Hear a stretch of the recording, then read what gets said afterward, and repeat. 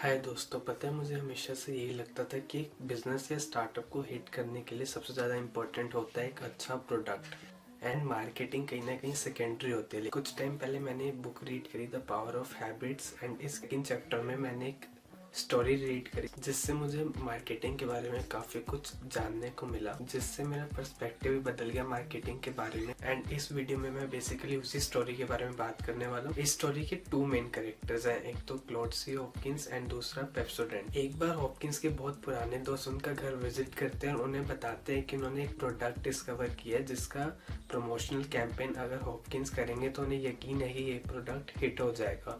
वो प्रोडक्ट था Pepsodent. Now Hopkins के फ्रेंड ने हॉपकिंस को ही क्यों चुना पेप्सोडेंट का एड कैंपेन करने के लिए? इसके पीछे रीजन ये था कि हॉपकिंस 1900 में एडवर्टाइजिंग इंडस्ट्री के टॉप पर थे। हॉपकिंस फेमस थे अपने कुछ रूल्स के लिए जो बताते थे कि कस्टमर्स के बीच में हैबिट्स कैसे फॉर्म करते हैं। बट हॉपकिंस उतना इंटरेस्टेड नहीं थे पेप्सोडेंट का एड कैंपेन करने के लिए, क्योंकि उस वक्त लोगों को डेंटल प्रॉब्लम्स तो थी मगर कोई भी टूथपेस्ट खरीदता नहीं था एंड हॉपकिंस को कोई भी तरीका नहीं दिख रहा था जिससे वो पेप्सोडेंट को सेल कर पाए कस्टमर्स को। बट हॉपकिंस के फ्रेंड ने काफी जिद करी, देखो पेप्सोडेंट का एड कैंपेन तुम ही करोगे। नहीं, मैं नहीं कर पाऊंगा, मैं तुम्हें एक प्लेट मोमोज खिलाऊंगा। ठीक है, उनके फ्रेंड ने काफी जिद करी एंड इसलिए हॉपकिंस मान जाते हैं पेप्सोडेंट का एड कैंपेन करने के लिए। हॉपकिंस ने सोचा अगर वो कस्टमर्स के बीच में डेली ब्रशिंग की हैबिट फॉर्म कर पाए तो पेप्सोडेंट को सेल करना काफी इजी हो सकता है। एंड हॉपकिंस के अकॉर्डिंग कोई भी हैबिट फॉर्म करने के 3 मेन क्राइटेरियाज होते हैं: trigger, routine and reward. For example, तुम अपने स्कूल का होमवर्क कर रहे थे एंड तभी तुम्हें एक नोटिफिकेशन आती है। ये नोटिफिकेशन एक ट्रिगर है। तुम वो नोटिफिकेशन सुनते ही फोन को ओपन करते हो और उस नोटिफिकेशन को देखते हो। ये तुम्हारा रूटीन है एंड तुम्हें वो नोटिफिकेशन देख के पता चलता है कि तुम्हारे फ्रेंड ने तुम्हें एक मीम शेयर किया है, तो तुम उस मीम को देखते हो, तुम्हें हंसी आती है और तुम्हें एक छोटा सा ब्रेक मिलता है होमवर्क से। तो ये तुम्हारा रिवॉर्ड हुआ।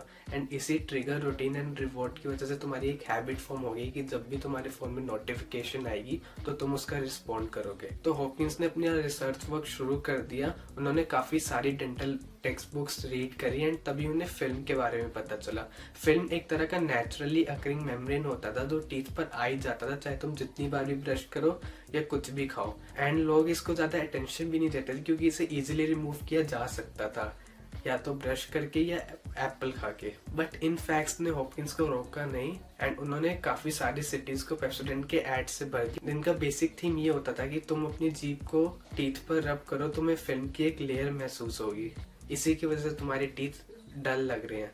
एंड साथ में ऐसे लोगों की पिक्चर्स लगी होती है जिनके टीथ बहुत अच्छे लग रहे होते थे स्माइल करते वक्त, तो लिखा होता था कि people are using Pepsodent to get that smile. तो इन एड्स से बेसिकली हुआ क्या? इन एड्स के थ्रू हॉपकिंस एक हैबिट फॉर्म कर रहे थे जिसमें ट्रिगर था फिल्म, एंड उस फिल्म को देखने के बाद कंज्यूमर का पेप्सोडेंट का यूज करना एक रूटीन था, एंड पेप्सोडेंट से ब्रश करने के बाद गुड लुकिंग टीथ पाना एक रिवॉर्ड था। एंड एज एक्सपेक्टेड इन एड्स के कुछ टाइम बाद ही पेप्सोडेंट की सेल्स कुछ ज्यादा इंक्रीज हो गई, जिससे हॉपकिंस एंड पेप्सोडेंट के फाउंडर्स ने काफी ज्यादा पैसे कमाए। एंड ऐसा माना जाता है कि पेप्सोडेंट के एड के बाद ही अमेरिकन के बीच में डेली ब्रशिंग की हैबिट फॉर्म हुई थी। बट क्या सही में पेप्सोडेंट के हिट होने के पीछे सिर्फ हॉपकिंस का एड कैंपेन था? बेसिकली नहीं। एक्चुअली पेप्सोडेंट से पहले भी काफी सारी टूथपेस्ट कंपनीज ने ऐसे एड्स निकाले थे, बट कोई भी कंपनी इतनी ज्यादा सक्सेसफुल नहीं हो पाई। उसके पीछे मेन रीजन ये था कि पेप्सोडेंट के हिट होने के पीछे सिर्फ हॉपकिंस के एड कैंपेन्स नहीं थे बल्कि पेप्सोडेंट के इंग्रेडिएंट्स भी थे। पेप्सोडेंट के मेकर्स पेप्सोडेंट में सिट्रिक एसिड का यूज करते थे, प्लस उसमें मिंट ऑयल डालते थे, जिससे जब भी कोई कंज्यूमर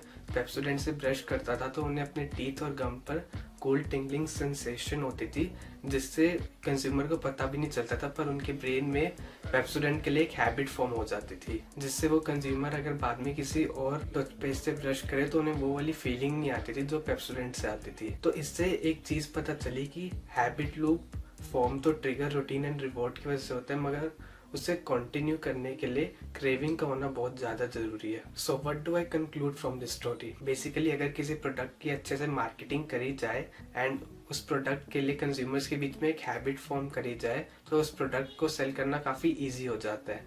तो अगर आपका भी कोई स्टार्टअप या बिजनेस है एंड आपने कोई प्रोडक्ट बनाया, अगर आप उस प्रोडक्ट के लिए कोई हैबिट फॉर्म कर पाओ कंज्यूमर्स के बीच, तो आप काफ़ी प्रॉफिट्स कमा सकते हो। तो मुझे इस वीडियो में यही कहना था। अगर आपको कुछ और शेयर करना हो तो आप कमेंट सेक्शन में कर सकते हो। बाय।